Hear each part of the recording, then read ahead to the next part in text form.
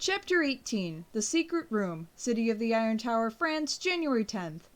Jeremy paused his account of the story to embrace Aelita, who was weeping softly, leaning against the stacks of newspapers piled high in the back of the van. "Be strong," he whispered. "Don't cry, don't cry." When she had gathered herself, Aelita pulled the handkerchief from her pocket and used it to blow her nose and dry her damp eyes.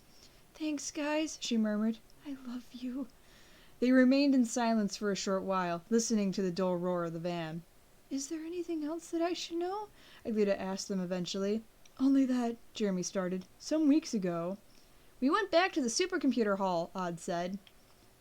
"We talked about it, as a group, and thought about the secrets we shared," added Ulrich. But also of the dangers that had been posed to us. Xana had tried to kill us. Then what with William, and your father. We come to understand that what we had taken for a giant video game was more than that. That it in fact had repercussions for the entire world, for reality. And so we decided we had to turn it off. Shut down the supercomputer. It was you who did it in the end, Aelita. You were the single one with the right to do it. Or so your father had explained it to us. You went up to the master switch alone, with us standing behind you. And then you said, my father would have wanted it this way, and pulled the lever. And then we went back to my bedroom, Jeremy concluded. We also dismantled my laptop, the one with which I was remotely accessing the factory computer. We shut the pieces in his wardrobe. Like he said! And that was the end of it. It wasn't like I needed access to the supercomputer anyway, though it would have been useful for buying the train tickets, Jeremy said, scratching his head. Yeah, make a note of that, Odd added, because next time we travel I don't want those economy seats again. In spite of everything, in spite of the still fresh pain of certain memories, Odd's offhand remark had a strange effect on them all. Hesitantly, almost as if ashamed to, they began to laugh, lightly at first, then with more and more force, and when they stopped they understood that shared laughter was one of the most beautiful parts of their friendship. Someone knocked on the van's loading door. "Hey, you guys, you alright in there?" It was Rene Crane. They heard him fuss with a lock, and then the door opened with a click. It was still very dark outside. The man's jacket was covered with a thin layer of snow, and a small hurricane of tiny white flecks swirled agitatedly behind him. Jeremy leaned out from the van and saw that further snow had settled on the street. It had to be at least 30 centimeters deep. "Have we arrived?" he asked. "You guys have," Rene answered, "but my brother and I have a bit more driving to do, and in this weather it won't be easy." "Well, good luck to you then." Yumi came around to the back of the van with the policeman. The girl's eyes were swollen and her face was sinking into her scarf. "Someone's had a good sleep," commented Ulrich, affectionately tousling her hair. The Crane brothers had dropped them off in front of Caddick Academy's main entrance, the ornate black gate itself standing firm between two pillars of red brick, and beyond it was the long driveway that cut through the grounds and led towards the school's imposing buildings, currently swallowed up in the snow and gloom. "Can you find your way home from here?" Officer Crane asked. "Yes, thank you. Our house is quite nearby," Jeremy assured him. "Less than 10 minutes by foot." "Well, there's nobody out on the streets at this hour, so I doubt you'll be at any risk," the policeman concluded. "But I recommend that you don't get yourselves into trouble again." "No, sir." "And remember that on Tuesday I'll be contacting your headmaster to ensure for myself that you've repaid the debt on his credit card." "Yes, sir." Eventually Roger Crane smiled. "Well then, Godspeed, kids, and if you ever need another lift, just come find me." "Right, but not to prison," Odd hurriedly specified. This time they all laughed. Standing next to the van in the middle of the snow, they continued to fall relentlessly. It was settling everywhere. It fell on the school, on the city's old industrial quarter beside the river, on the rusted iron bridge and the roofs of the deserted factory that occupied the entirety of its little island, and which silently held within it a secret underground castle. The children made their way slowly along, staggering drunkenly as they were assailed by the buffeting gusts of the angry, icy wind. Eventually, Odd leaned against a mailbox and sighed. "Guys, I don't think I can go any further. I'm hungry, cold, and above all else, I'm about ready to pass out from sleep deprivation." "Just a little more, Odd. 5 minutes and we'll be at the house." "Oh, I can't wait for the moment I can slip under a warm duvet." Jeremy shook his head. "You won't get the chance, I'm afraid. It's 5:30 in the morning. We've only got 3 hours before school begins." "So what? Have you already forgotten about Mr. Brule and the walled-up room?" "What? You want to go looking for it? Right now?" Odd, I feel this is the perfect night for it," Aelita intervened. "The last night of our winter vacation." Finally, they reached the Hermitage and waited shuddering under the porch while Aelita inserted the key and turned it in the lock. Inside, the villa had conserved some of the warmth from earlier in the afternoon, even though when they had left to catch the train, the group had turned off the central heating. "At this point, I understand if sleeping is out of the question," lamented Odd. "Otherwise, we won't get the chance tomorrow morning. But can we at least have something to eat? Who wants some sandwiches?" Everyone did. Ulrich lit the boiler and turned it up to its highest setting, and then the 5 of them took refuge in the kitchen. The leftovers from their dinner earlier included bread, part of an omelet, various cheeses, and some chocolate spread. They were quickly plated up, and within a few minutes all of their jaws were fully engaged in chewing. "As far as this walled-up room is concerned," Jeremy said, at last, "I think we should split up. Odd, Yumi, and Ulrich, you guys work around the house knocking on the walls to see if you can find any that sound hollow. Eileen and myself, meanwhile, will explore the attic. If Hopper really did leave behind a map, then she's the only one of us likely to find it." "Okay," nodded Ulrich, "and if anyone finds something, call the rest of us." While the others began to beat against the walls with the palms of their hands, Jeremy took down the books off the highest shelf in this attic study and laid them on the floor. Then he began methodically leafing through them. Aelita, meanwhile, was wandering about the room. At one point, she noticed a worn-out leather case left on a shelf and said, "There really is a little bit of everything here. Look, a little chemistry set, at least 20 years old." Then she sat on the floor beside her friend and started to sort through the books with him. "Jeremy, what kind of a person was my father?" she asked eventually. "I didn't know him as a person, not really." "But he contacted you?" "Yes." "And you worked together?" "For a short time, on the program that destroyed Xana. I would never have succeeded without him." He hesitated for a moment and then added, "He was the most brilliant mind you've ever known, and he loved you dearly." They continued their work in silence, eventually finishing with the books and instead searching through the magazines and periodicals. They had still found nothing useful. No notes scribbled in the margins, no suspicious pen marks, no scraps of paper slipped between the covers and the dust jackets. Nothing upon nothing. At the bottom of the attic stairs, Ulrich's voice called up to them. "Guys, where are you? We're finished. And the result is a big fat 0. I'm sorry." "It's the same here. Come up and give us a hand," Jeremy proposed. One by one, the others arrived in the study. They all had distraught faces, but nobody complained, and they kept on working. "Nothing," Odd sighed at the end.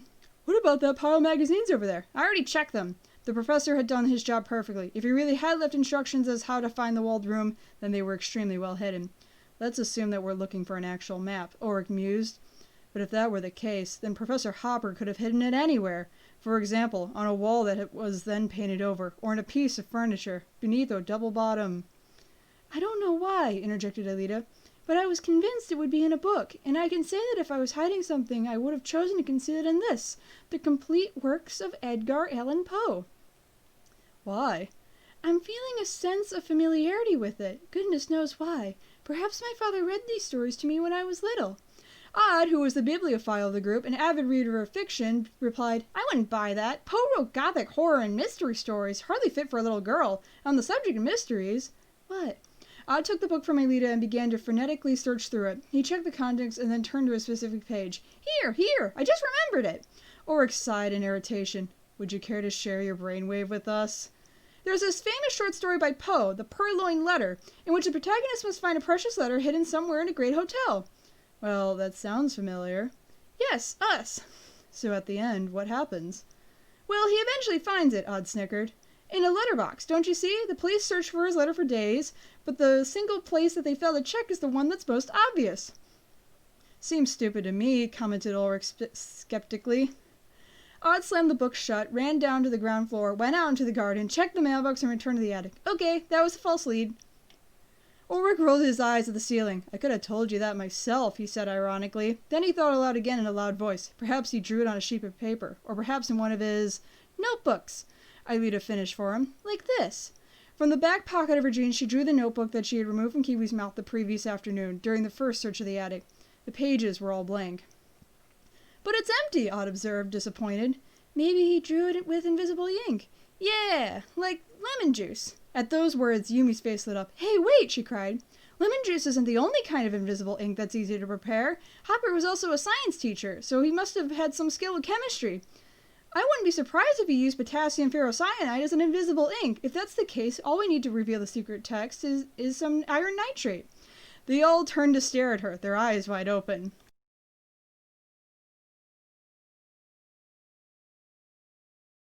The small leather case was quickly opened out on the floor. Inside were rows of test tubes full of various colored substances, alembics, and a little instruction manual. Much of this stuff is probably expired, Jeremy ascertained. Hopefully it will still work for us. Alita chose a test tube full of honey-colored crystals, opened it, and poured the contents onto the first page. Some damp must have penetrated the test tube because the iron nitride fell in a single mass onto the sheet, resting on the white page like a dense stone. Alita began to crumble it between her fingers, delicately rubbing it into the paper, and incredibly, one by one, letters appeared, blue letters written hastily years ago. My little Alita, I can only hope it is you reading this. Recognizing the handwriting of her father, Alita suddenly felt weak. A hand went to her mouth and she sat in still silence, watching the words that had been intended for her taking shape on the sheets of the notebook. You must go down to the basement of the Hermitage and into the refrigerator room. Once there, you will see. With her hand trembling from emotion, Alita started scattering iron nitride over the following pages. A little bit at a time, a stylized plan of the Hermitage appeared, together with instructions on how to access the hidden room behind the walk-in furniture. "See, I said it was in there," Odd joked.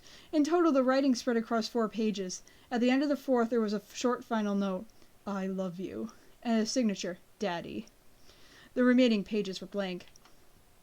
Odd sprang to his feet. "Last one to the basement washes the plates," he yelled, and then he rushed down the stairs. The refrigerator room had no windows. It was a simple gray rectangle of thick walls furnished with 2 rows of low shelves on each side. Set into the ceiling were the open ends of the conduits that led to the refrigerant motor that cooled the environment. Mounted on the walls were big hooks for hanging meat on. But they were now empty, apart from cobwebs and dust. Alita opened her father's notebook and again read out the instructions he had left her. "Standing with your back to the door, look for the 3rd hook from the end on the left-hand wall." "There it is," Ulrich indicated towards it. "Pull it towards you." Ulrich climbed onto the shelving units to reach the book and hung on to it. They heard a loud clang, and, with a soft click, the hook dropped several centimeters from its original position. "Now, on the right wall, count down to the 4th shelf from the top and raise it." Odd carried the operation out, pushing the shelf in towards the wall. "Close the door into the room, then reopen it and shut it again." "I've done it," Jeremy announced. "Finally, pull on the hook again." This time, as well as the click, they heard a mechanical creaking, and in the far wall of the room a door opened, one so narrow and low that to pass through one would need to crawl on hands and knees. On the other side, in a room that had been sealed for at least 10 years, a light turned itself on.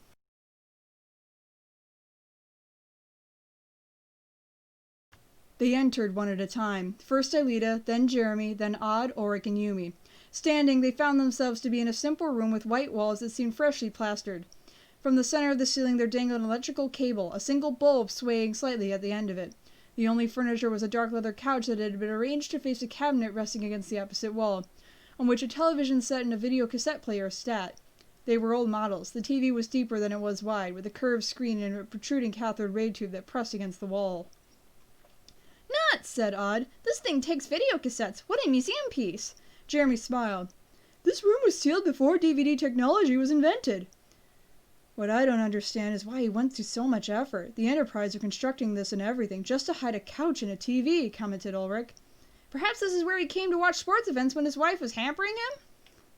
No one responded to Odd's quip, and then he suddenly remembered Alita's great solitude. They quickly arranged themselves on the couch, Ulrich and Odd sitting on the arms because there was not enough space on the actual cushions. Jeremy began to fuss over the video player. "There's already a tape?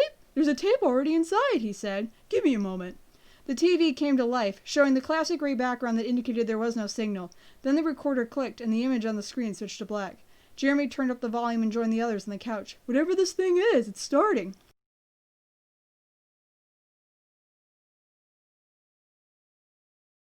Sweet music began to play from the old television's loudspeakers. Piano music, images, old photos yellowed with age, began to slowly montage in time to the music.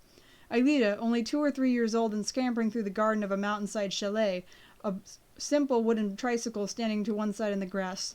Alita again at the same age and in the arms of an incredibly beautiful woman, with clear blue eyes and familiar reddish hair that grew freely over her shoulders, the 2 of them wearing matching short dresses patterned with flowers. "Mommy," she whispered, her voice strangled with emotion. "Oh, Mommy," she whispered. Her voice strangled with emotion, while the sequence of images continued to play. Her mother again, this time wearing an elegant evening dress and high heels. Around her neck were a string of pearls that sparkled perfectly against her clear complexion. Hopper and her mother together, both wearing white laboratory coats. Professor Hopper was smiling widely, his round face half hidden behind a thick, dark beard. And then, without warning, Hopper's voice resounded through the speaker apparatus, superimposed over the music while new photos played on the screen.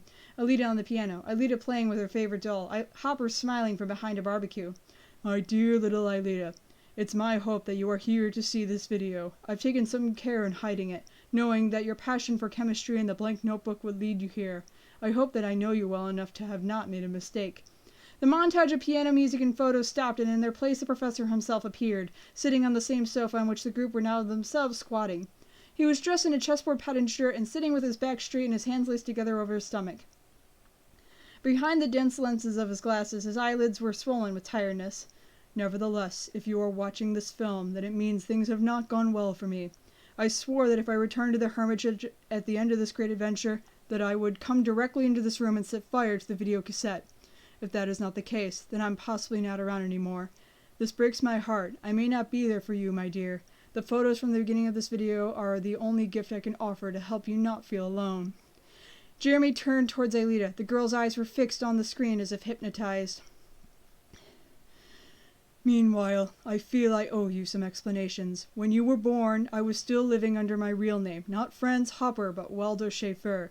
At the time, your mother Anthea and I were working in Switzerland on a top-secret project called Carthage, but late in the project we realized that our work was to be used not to benefit humanity, but to dominate it, and so we made the decision to escape. But we were unsuccessful. Your mother was kidnapped and taken away from us. I don't know where she is being held captive, but I am certain that she is still alive. I can only hope that she is all right. You cannot imagine how long I have searched for her. I did all that was in my power to find her again, but I had also had to think of protecting you.